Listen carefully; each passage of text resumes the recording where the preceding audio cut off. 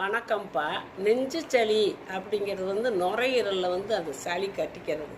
அது வெளியேற்றணும். அப்படி வெளியேற்றாமல் நம்ம அப்படியே விட்டுக்கிட்டே இருந்தோம்னு வச்சுக்கோங்க, சுடு தண்ணியாக குடிச்சு செஞ்சுக்கிட்டு அப்படியே பொறுத்துக்கிட்டே போவாங்க. அதுக்கான வைத்தியத்தை பார்க்க மாட்டாங்க.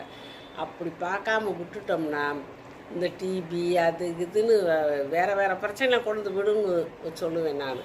அதனால் நெஞ்சு சளியை மட்டும் சேர விடாதீங்க. ஆரம்பத்திலே என்ன செய்யணும், இருமல் ஒரு மாதிரி கட்டுன்னு வருதுங்கும் போதே சளியோடு வர்றது தெரியும். சளி இருமல் வரும், ஆனால் சளி வெளியே வராது, கஷ்டமாக இருக்கும். அந்த நேரத்தில் ஒரு வெத்தலை எடுத்துக்கோங்க. வெத்தலையில் அந்த காம்பை கிள்ளிட்டு 4 மிளகை வைங்க. மிளகு கருப்பு மிளகு வைங்க. வச்சுட்டு இவ்வளோ 2 இஞ்சியை தோலை சீவிட்டு அதையும் பொடியாக கூட கட் பண்ணி அதில் வச்சுக்கோங்க. நம்ம பாக்கு வச்ச மாதிரி வச்சுக்கிட்டு துளசி இலை இருக்கு இல்லையா, அது ஒரு 10 எண்ணிக்கை எடுத்து நல்லா சுத்தமாக கழுவிட்டு அதுக்குள்ளே வைங்க. வச்சுட்டு ஒரு பேரிச்சம்பழத்தை எடுத்து அந்த விதையை எடுத்துட்டு பிச்சு அது மேலே வச்சு நல்லா மடித்து வாயில் வச்சு மெல்லுங்க.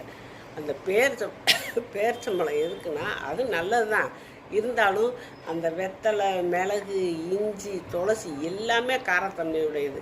நீங்கள் மென்று அது பொறுமையாக மென்று அந்த உமிழ்நீரை உள்ளே விடணும். அப்படி விட்டு அந்த சளி வெளியேறும். இப்போ காரம் பொறுக்க முடியாமல் சில பேர் துப்பிடுவாங்க. அந்த பேரிச்சம்பழத்தை வைக்கும்போது கொஞ்சம் ஒரு மாதிரி அந்த காரத்தன்மை கொஞ்சம் குறைச்சி தெரியும்.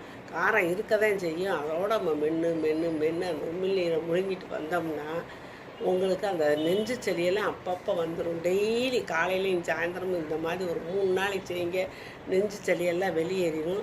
சூடான தண்ணி, சுடுசோறு இப்படி சாப்பிட்டு வரணும். எந்த உணவு சாப்பிட்டாலும் சூடாக சாப்பிடுங்க. அந்த 3 நாளைக்கு நெஞ்சு சளி சுத்தமாக வெளியேறிடும்.